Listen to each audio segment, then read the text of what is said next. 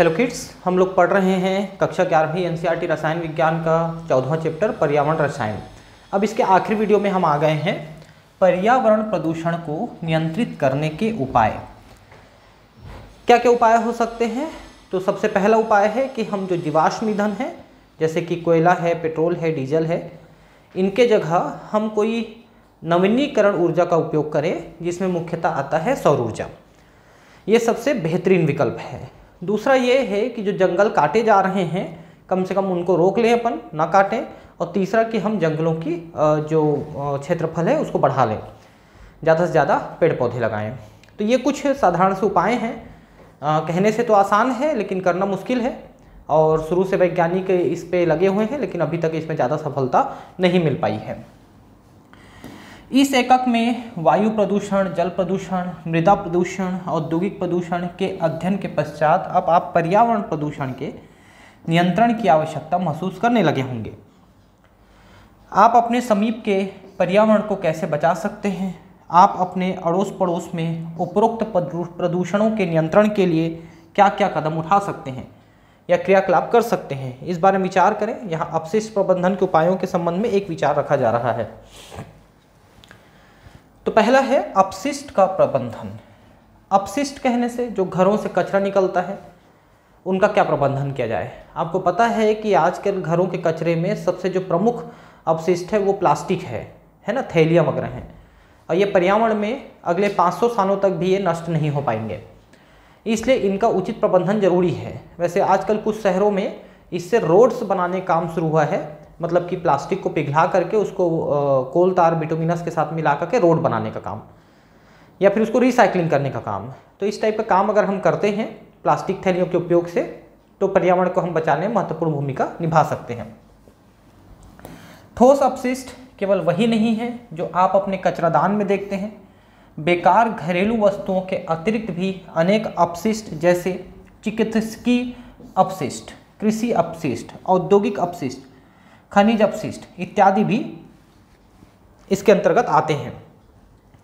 Hospital वगैरह में जो बायोमेडिकल वेस्ट होता है आजकल उसको इंसिनरेटर, एक मशीन होता है इंसिनरेटर, उसमें उसको जलाया जाता है, मतलब उसको ऑक्सीजन की अधिक उपस्थिति में जलाई जाती है।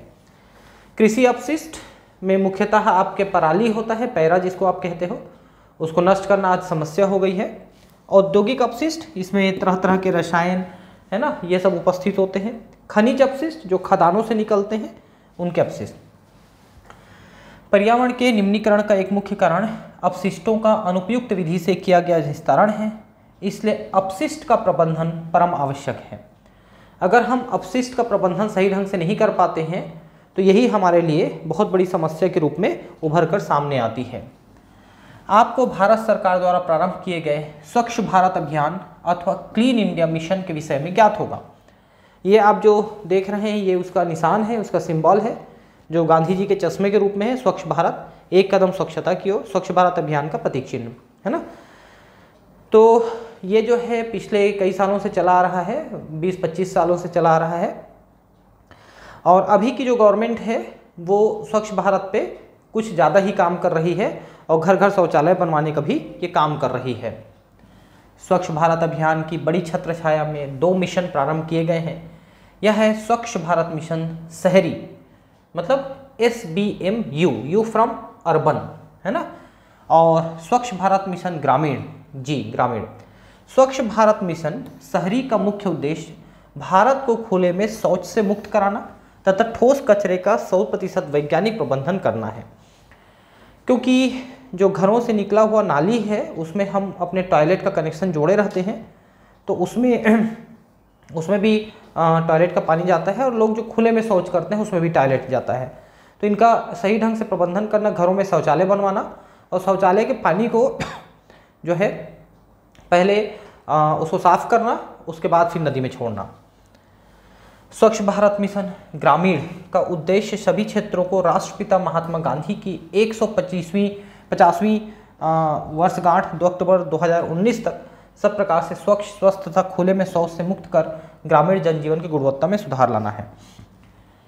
तो जो गवर्नमेंट है वो इस पे काफ़ी अच्छा काम कर रही है, और अब लगभग सभी घरों में शौचालय बन गए हैं। ये अलग बात है कि अभी भी जो लोग खुले में जाने के शौकीन हैं वो खुले में ही शौच करने जा रहे हैं। उनको कितना भी समझाओ कि भाई खुले में मत शौच करो, बीमारियां फैलाती हैं, लेकिन वो नहीं मानते हैं। यदि आपने स्वच्छ भारत मिशन में भाग लिया हो तो अपने व्यक्तिगत अनुभव लिखिए।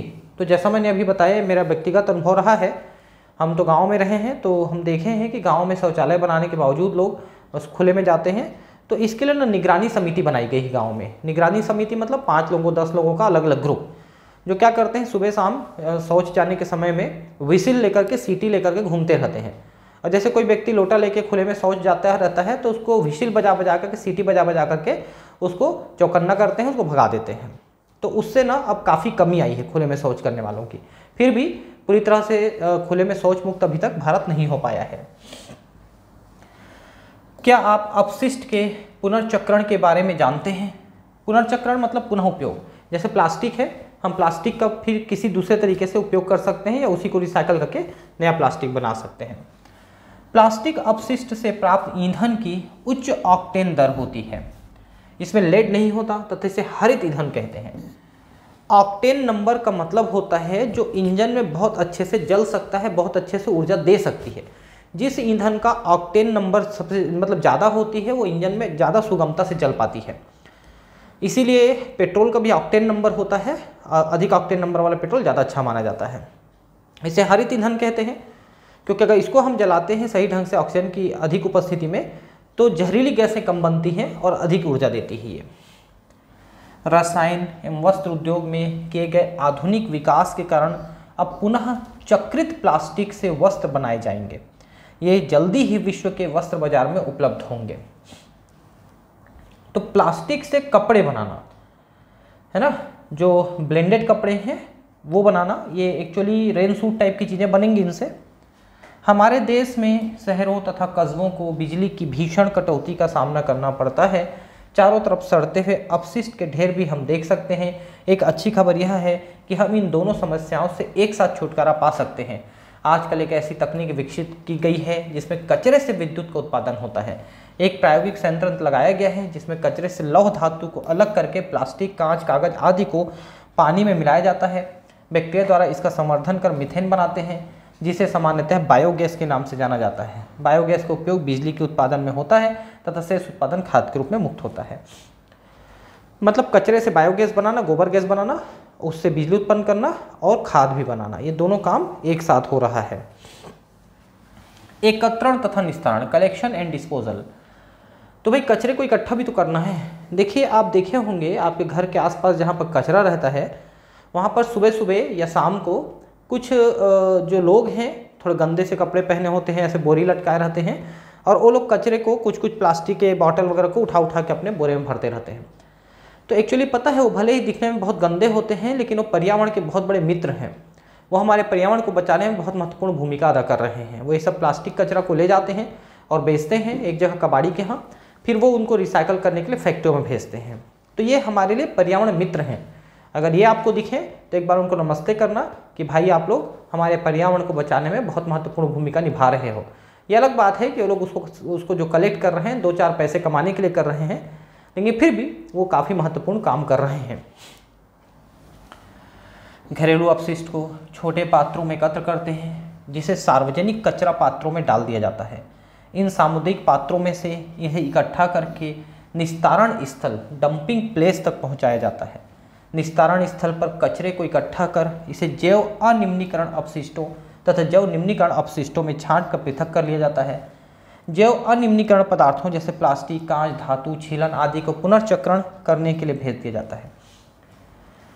कचरे में 2 प्रकार का कचरा होता है, एक जो नष्ट हो सकता है और जो नहीं हो सकता।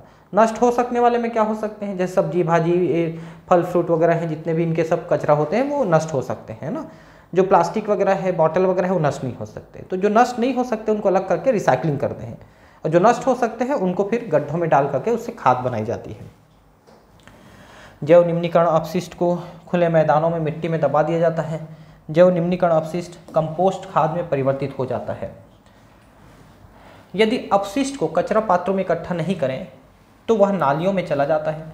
इनमें से कुछ मवेशियों द्वारा खा लिया जाता है। आपको पता है ना, आजकल कई बार न्यूज़ आता है कि गाय के पेट से ऑपरेशन करके 20 किलो प्लास्टिक निकाला गया। एक्चुअली क्या होती है कि गायें हैं, भैंसे हैं बेचारे, ये लोग प्लास्टिक में भरे हुए खाना को खाने के चक्कर में प्लास्टिक को ही खा जाते हैं। जैसे बहुत लोग इस बात को नहीं समझते, लोग क्या करते हैं, जैसे घर का कचरा है, मतलब जो सब्जी भाजी फल फ्रूट के टुकड़े हैं उनको थैली में भरते हैं और ऐसे फेंक देते हैं, थैली से अलग नहीं करते। तो उससे क्या होता है कि उस थैली के साथ खा जाते हैं, तो वो कचरा अटक जाता है उनके पेट में, फिर वो पेट फूलने लगता है। तो अगर कोई सामाजिक कार्य करता है बेचारा तो ठीक है, उसको थोड़ा सा ट्रीटमेंट करवाता है तो निकाल देते हैं उसको पेट से, नहीं तो फिर वो वैसे ही मर जाते हैं। तो कभी भी इस तरह से चीज़ें प्लास्टिक थैली में भर करके मत छोड़िए बाहर में, है ना। और जो ब्लेड्स होते हैं, जो ब्लेड्स जो सेविंग वगैरह करते हैं तो यूज़ होते हैं ब्लेड्स, उनको भी आप कचरे में मत डालिए, क्योंकि उनको भी पशु पक्षी खाते हैं। तो सोचिए कि ब्लेड खाने से क्या हो सकता है उनके यहाँ अंदर में। जैव अनिम्नीकरण अपशिष्टों जैसे पॉलीथीन की थैलियाँ, धातु छीलन आदि नालियों को रुद्ध कर देती हैं एवं असुविधा उत्पन्न करती हैं, तो इनको नालियों में न जाए, इसका ध्यान रखना चाहिए। पॉलीथीन की थैलियाँ यदि जंतुओं द्वारा निगल ली जाएँ तो उनकी मृत्यु का कारण भी बन सकती है। इसलिए सामान्य व्यवहार में सभी घरेलू अपशिष्ट सही तरीके से एकत्र करके इनका निस्तारण करना चाहिए। घटिया प्रबंधन से स्वास्थ्य संबंधी अनेक समस्याएं उत्पन्न होती हैं, जिससे भूमि के जल के प्रदूषण के कारण महामारियां फैलती हैं। अगर ये पानी में मिल जाए, भूमि में ऐसे ही छोड़ दें तो सड़ करके तरह तरह की बीमारियां उत्पन्न कर सकते हैं। यह विशेषता उन लोगों के लिए अधिक हानिकारक है जो इस अपशिष्ट के सीधे संपर्क में आते हैं, जैसे पुराना सामान तथा कचरा इकट्ठा करने वाले और वे कर्मचारी जो अपशिष्ट के निस्तार के काम में लगे होते हैं, क्योंकि ये वे व्यक्ति हैं जो अपशिष्टों को दास्ताने या जलरोधी जूतों को पहने बिना स्पर्श करते हैं और गैस मास्क का भी उपयोग नहीं करते हैं। आप उनके लिए क्या कर सकते हैं? कुछ करना तो मुश्किल है, आप चाहें तो इनको थोड़ा सा दास्ताने वगैरह खरीद के दे सकते हैं, जूते वगैरह खरीद के दे सकते हैं, बावजूद उसके वो नहीं पहनते हैं, है ना। और उनको जैसी आदत है वैसे में ही इकट्ठा करते हैं। और असल बात तो ये है ना कि उनका शरीर ये सब चीज़ों के लिए प्रतिरोधी भी हो जाता है। आप जिन परिस्थितियों में रहते हैं ना, आपका शरीर उनके लिए प्रतिरोधी हो जाता है। तो जैसे ही जिस स्थिति में शुरू से रहते हैं, बचपन से ये काम करते रहते हैं, तो उनका शरीर उसके हिसाब से ढल जाता है। तो बहुत ज़्यादा उनके लिए आपको चिंतित होने की भी आवश्यकता नहीं है। हरित रसायनज्ञों को नोबेल पुरस्कार Yves Chauvin, Robert H Grubbs, Richard R Schrock, ये 3 साइंटिस्ट हैं जिनको नोबेल पुरस्कार दिया गया। Yves Chauvin, Institute Francais du Petrole रुइनल Malmaison, France Robert H Grubbs, California Institute of Technology Caltech Pasadena CA USA, तथा Richard R Schrock, Massachusetts Institute of Technology MIT Cambridge USA ने नए रसायनों के निर्माण जिनमें हानिकारक अपशिष्ट कम होते हैं पर कार्य करने के लिए 2005 का नोबेल पुरस्कार पाया। तीनों ने कार्बनिक संश्लेषण के स्थानांतरण मेटाथेसिस विधि के लिए पुरस्कार पाया। इसमें अणु के अंदर परमाणु समूह पुनर्व्यवस्थित होते रहते हैं। रॉयल स्वीडिश अकादमी ने इनकी तुलना ऐसे नृत्य से की है जिसमें युगल अपना जोड़ीदार बदलते हैं। मेटाथेसिस का जबरदस्त वाणिज्यिक उपयोग औषधि जो तकनीकी खाद्य उद्योगों में है। इसका उपयोग पर्यावरणीय मैत्रीपूर्ण बहुलकों के क्रांतिकारी विकास में भी हो सकता है। देखिए मेटाथेसिस क्या होता है ना, रसायनों को एक दूसरे में बदलने की प्रक्रिया है, आप ये कह सकते हैं। यह हरित रसायन में एक बड़े कदम का प्रतिनिधित्व है। कुशल उत्पादन द्वारा हानिकारक अपशिष्टों को कम किया जा सकता है। मेटाथेसिस इस बात का उदाहरण है कि मूल विज्ञान का उपयोग मनुष्य समाज में पर्यावरण के लाभ के लिए कैसे प्रयुक्त किया गया है। ठीक है, कोई ज़्यादा इसमें आपको याद करने की जरूरत नहीं है। आप चाहें तो तीनों नाम एक बार देख सकते हैं, हो सकता है आपको नाम के साथ ये क्वेश्चन आ जाए कि किनको दिया गया था हरित रसायन के लिए नोबेल पुरस्कार। तो हरित रसायन के बारे में थोड़ा पढ़ लेते हैं। ग्रीन केमिस्ट्री, यह सर्वविदित है कि हमारे देश में 20वीं सदी के अंत तक उर्वरकों और कीटनाशकों के उपयोग तथा कृषि के उन्नत तरीकों का प्रयोग करके अच्छी किस्म के बीजों, सिंचाई आदि के खाद्यान्नों के क्षेत्र में आत्मनिर्भरता प्राप्त कर ली है, परंतु मृदा के अधिक शोषण एवं उर्वरकों तथा कीटनाशकों के अंधाधुंध उपयोग से मृदा, जल एवं वायु की गुणवत्ता घटी है। ठीक है कि हमने बहुत सारी चीज़ों में आत्मनिर्भरता पाई है, हम कृषि में उत्पादन बढ़ाए हैं, लेकिन कीटनाशक और रसायनों के उपयोग से हमने बहुत बड़ी समस्या भी खड़ी कर ली है। इस समस्या का समाधान विकास के प्रारंभ हो चुके प्रक्रम को रोकना नहीं, बल्कि उन तरीकों को खोजना है जो वातावरण के बिगड़ने को रोक सके। रसायन विज्ञान तथा अन्य विज्ञानों के उन सिद्धांतों का ज्ञान जिससे पर्यावरण के दुष्प्रभावों को कम किया जा सके, हरित रसायन कहलाता है। तो हम हानि रहित रसायनों के प्रयोग की बात करते हैं इसमें। जैसे कि हमने बात किया कि केमिकल फर्टिलाइज़र है, उसके जगह अगर हम बायो फर्टिलाइज़र का उपयोग करें, केमिकल इंसेक्टिसाइड के जगह बायो इंसेक्टिसाइड का प्रयोग करें, या ग्रीन इंसेक्टिसाइड का प्रयोग करें, ग्रीन मैन्योर का प्रयोग करें, ये हरित रसायन है जो हानि रहित होना चाहिए, ऐसे रसायनों का प्रयोग। हरित रसायन उत्पादन का वह प्रक्रम है जो पर्यावरण में न्यूनतम प्रदूषण या खराबी लाए, मतलब पर्यावरण को नुकसान न पहुंचाए। एक प्रक्रम में उत्पन्न होने वाले सह उत्पादों को यदि लाभदायक तरीके से उपयोग नहीं किया जाए तो ये पर्यावरण प्रदूषण में सहायक होते हैं। ऐसे प्रक्रम न सिर्फ पर्यावरणीय दृष्टि से हानिकारक हैं बल्कि महंगे भी हैं। ठीक है कि नुकसान करने वाली चीज़ों का उपयोग न करें। उत्पाद अपव्यय एवं इसका विसर्जन दोनों ही वित्तीय रूप से खराब है। विकास कार्यों के साथ साथ वर्तमान ज्ञान का रासायनिक हानि को कम करने के लिए उपयोग में लाना ही हरित रसायन का आधार है। क्या आपने हरित रसायन का विचार ग्रहण किया है? यह भली भांति ज्ञात है कि कार्बनिक विलायक जैसे बेंजीन, टालुइन, कार्बन टेट्राक्लोराइड आदि अत्यधिक विषैले हैं। इनका प्रयोग करते समय सतर्क रहना चाहिए।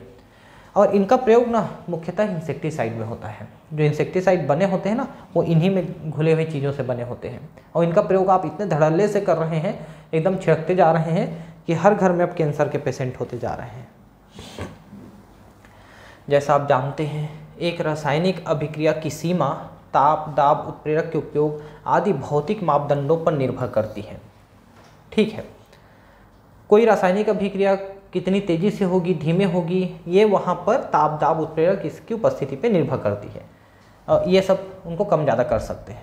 यदि एक रासायनिक अभिक्रिया में अभिकारक एक पर्यावरणीय मैत्रीपूर्ण माध्यम में पूर्णतः पर्यावरणीय मैत्रीपूर्ण उत्पादों में बदल जाए तो पर्यावरण में कोई रासायनिक प्रदूषक नहीं होगा। ठीक है, हम उसको हानि रहित चीज़ों में बदलने की प्रक्रिया खोज रहे हैं, किसी भी केमिकल को।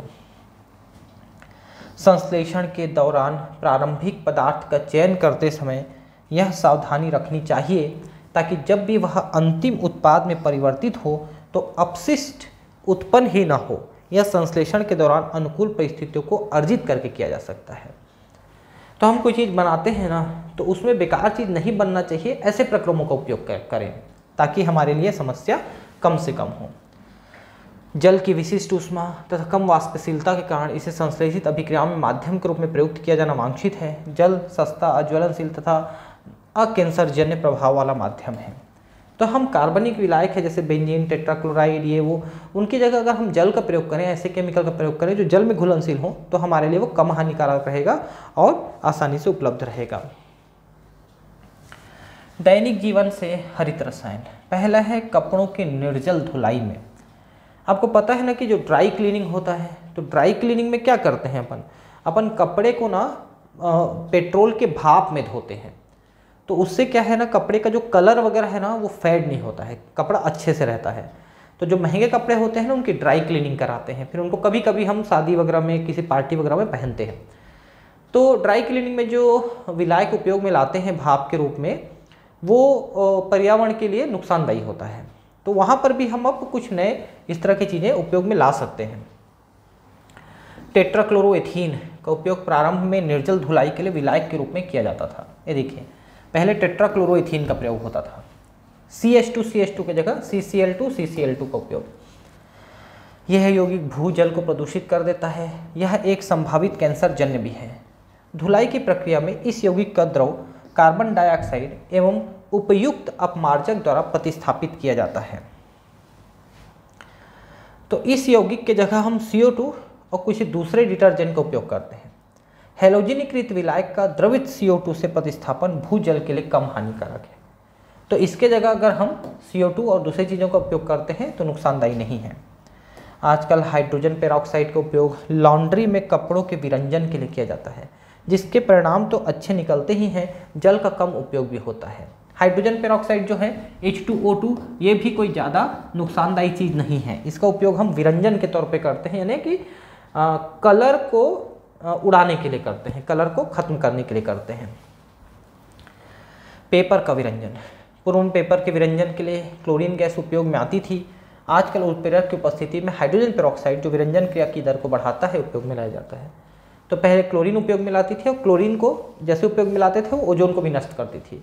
आजकल हम हाइड्रोजन पेरोक्साइड का उपयोग करते हैं। तीसरा है रसायनों का संश्लेषण। औद्योगिक स्तर पर एथीन का ऑक्सीकरण आयनिक उत्प्रेरकों एवं जलीय माध्यम की उपस्थिति में करवाया जाए तो लगभग 90% एथेनॉल प्राप्त होता है। ये देखिए, तो एथेनॉल एथेनॉल है, ये एथेनॉल लिख दिया है, एथेनल नल है, ये आल नहीं है, अल है, एथेनल यानी कि एसिटाल्डिहाइड। तो ये एथीन है, इसका ऑक्सीकरण करते हैं। उत्प्रेरक में प्लेटिनम, पैलेडियम, कॉपर ये सब ले सकते हैं और ये एथेनल यानी एसिटाल्डिहाइड बनता है 90%। संक्षेप में हरित रसायन एक कम लागत उपागम है जो कम पदार्थ, ऊर्जा उपभोग एवं अपशिष्ट जनन से संबंधित है। मतलब जिसको पैदा करने में हमको कम से कम खर्च करना पड़ता है। गंदले जल को स्वच्छ करने के लिए हरित उपाय, तो जो खराब पानी है उसको भी साफ कर सकते हैं। म्यूनिसिपालिटी एवं उद्योगों के अपशिष्ट जल को स्वच्छ करने के लिए इमली के बीजों का चूर्ण एक प्रभावी सामग्री पाई गई है। इमली के जो बीज होते हैं उनको पीस करके पाउडर के रूप में डालते हैं तो वो पानी को बढ़िया से साफ करता है। यह सस्ता होता है, विषैला नहीं होता है, जैव निम्नीकृत हो सकता है। यह चूर्ण सामान्यतः कृषि अपशिष्ट की तरफ फेंक दिया जाता है। इमली से निकाल के इसका उपयोग कोई ज़्यादा नहीं होता है, फेंक देते हैं, उसकी जगह इसमें उपयोग कर सकते हैं। आजकल ऐसे जल को स्वच्छ करने के लिए फिटकरी का प्रयोग किया जाता है। यह पाया गया है कि फिटकरी विषैले आयनों की वृद्धि कर देते हैं तथा बीमारी का कारण बनते हैं। तो फिटकरी का प्रयोग नहीं करना चाहिए, इस तरह से किसी चीज़ का प्रयोग करना चाहिए जो हानि रहित होता है। ठीक है दोस्तों, कक्षा 11वीं का एनसीईआरटी रसायन विज्ञान खत्म हो जाता है। अब हम कक्षा 12वीं का पहला चैप्टर शुरू करने वाले हैं, ठोस अवस्था। और मैं कोशिश करूंगा कि इसको मैं आपको लाइव क्लास में पढ़ाऊं, नेक्स्ट डे से ही पढ़ाऊंगा लाइव क्लास में। तो आप थोड़ा नोटिफिकेशन देखते रहेंगे, इसके बारे में आपको पता चल जाएगा। Thank you, bye.